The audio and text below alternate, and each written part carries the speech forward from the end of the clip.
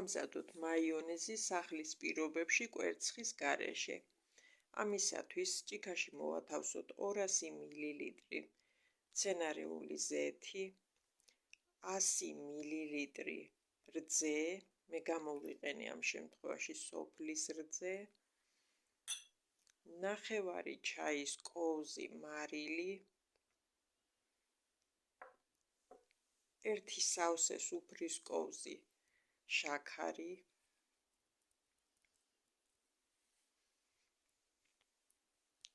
ასევე 1 სუფრის კოვზი ვაშლის ძმარი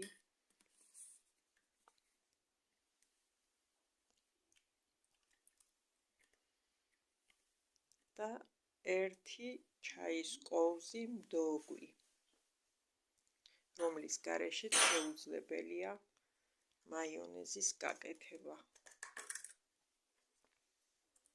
ეს ყველაფერი მოვათავსე ხელის ბლენდერისთვის განკუთვნილ ჭიქაში, სპეციალურ ჭიქაში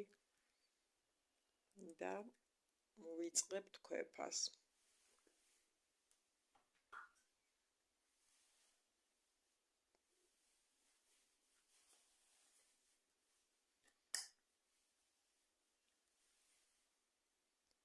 ბლენდერს მოვათავსებ ჭიქის ძირზე, თავ-თავ და რამდენიმე წამის მანძილზე ვამუშავებთ ისე, რომ არ ამოიწევს. შემდეგ